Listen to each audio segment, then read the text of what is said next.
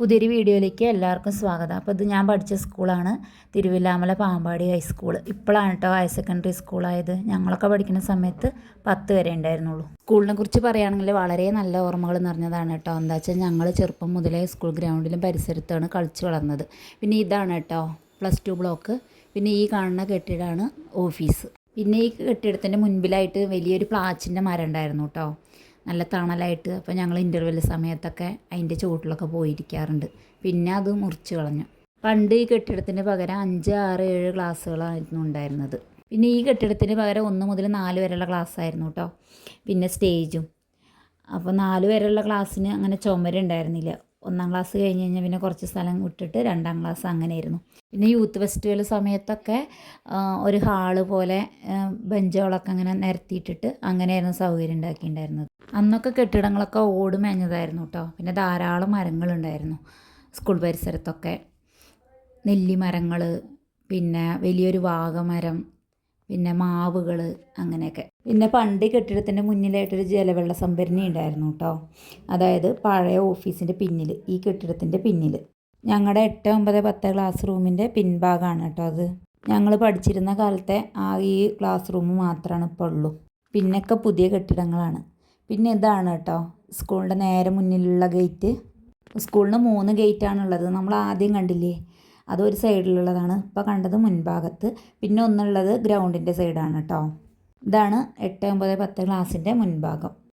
അപ്പോൾ ഇവിടെയാണ് അസംബ്ലിയൊക്കെ ഉണ്ടാവാറ് ഞങ്ങൾ പഠിക്കുന്ന സമയത്ത്. ഈ കെട്ടിടത്തിൻ്റെ 2 അറ്റത്തും ഓഫീസ് റൂമാണ് കേട്ടോ ഉണ്ടായിരുന്നത്.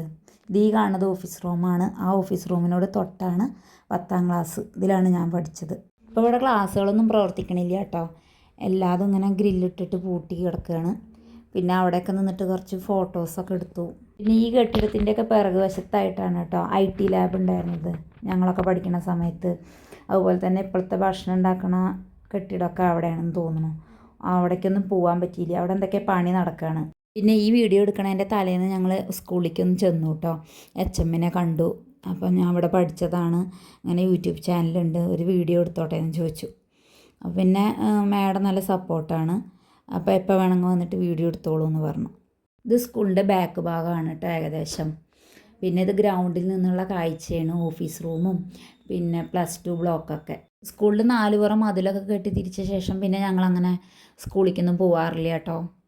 അപ്പോൾ കുറേ കാലത്തിന് ശേഷം പോയിട്ട് നമ്മൾ പഠിച്ച ആ ക്ലാസ് റൂമൊക്കെ ഒന്ന് കണ്ടപ്പോൾ വല്ലാത്തൊരു ഫീലിംഗ് ആയിരുന്നു കേട്ടോ. പിന്നെ ഈ ഭാഗത്തായിട്ടാണ് കേട്ടോ പുതിയ സ്റ്റേജ് ഗ്രൗണ്ടൊക്കെ വരുന്നത്. പിന്നെ ഈ ഭാഗത്ത് 2, 3, 4 ക്ലാസ് റൂമുകൾ എന്ന് പറഞ്ഞല്ലോ. അപ്പോൾ ആ കെട്ടിടങ്ങളുടെയൊക്കെ ബാക്ക് ഭാഗമാണ് കേട്ടോ ഇവിടെ. പിന്നെ ഞാൻ 7-ാം ക്ലാസ്സിൽ പഠിക്കുന്ന സമയത്താണ് സ്കൂളിൻ്റെ വാർഷികം ഉണ്ടായത് കേട്ടോ, 100-ാം വാർഷികം. അതൊക്കെ ഈ സ്റ്റേജിൽ, പുതിയ സ്റ്റേജിൽ വെച്ചാണ് ഉണ്ടായത്. ഈ കെട്ടിടങ്ങളുടെയൊക്കെ പിറകിലായിട്ട് ചെറുതായിട്ടൊരു പാർക്കൊക്കെ ഉണ്ട് കേട്ടോ. അപ്പോൾ അവിടെയൊക്കെ പണിക്കാരാണ്. പിന്നെ ഞാൻ ആ ഭാഗത്തേക്ക് പോയില്ല. പിന്നെ വലിയൊരു മദിരാശിമരമാണിത്. ആ മദിരാശിമരം കഴിഞ്ഞ് കഴിഞ്ഞാൽ വലിയ ഗ്രൗണ്ടാണ്. അപ്പോൾ ഈ ഗ്രൗണ്ടിൻ്റെ 4 പുറം മതിൽ, ആ മതിലിൻ്റെ അപ്പുറത്തൊക്കെ വീടുകളാണ് കേട്ടോ. അവിടെയാണ് എൻ്റെ വീട് വരുന്നത്. പിന്നെ അവിടെ നിന്ന് കുറച്ചങ്ങോട്ട് കയറി കഴിഞ്ഞാൽ അംഗനവാടിയായി. ഇതാണ് കേട്ടോ സ്കൂളിൻ്റെ ഗ്രൗണ്ടിൻ്റെ അവിടെയുള്ള ഗേറ്റ്. പിന്നെ ഇവിടെ നിന്നുള്ള സ്കൂളിൻ്റെ കാഴ്ചയാണ് കേട്ടോ അത്. പിന്നെ രാവിലെ ഇവിടെ കുട്ടികളുണ്ടാവും കളിക്കാൻ. പിന്നെ വൈകുന്നേരത്ത് എന്തൊക്കെ പ്രാക്ടീസ് നടക്കുന്നുണ്ട് കേട്ടോ, തിരുവാതിരക്കളിയുടെയൊക്കെ. അപ്പോൾ പെൺകുട്ടികളെ അങ്ങനെ കാണാം സ്റ്റേജിൻ്റെ മുകളിൽ. പിന്നെ ഈ കുഞ്ഞു വീഡിയോ ഇഷ്ടപ്പെടുകയാണെങ്കിൽ എല്ലാവരും ഒന്ന് ലൈക്ക് ചെയ്ത് സപ്പോർട്ട് ചെയ്യുക. ആദ്യമായിട്ട് ആരെങ്കിലും വീഡിയോ കാണുന്നുണ്ടെന്നുണ്ടെങ്കിൽ ഒന്ന് സബ്സ്ക്രൈബ് ചെയ്യൂ കേട്ടോ.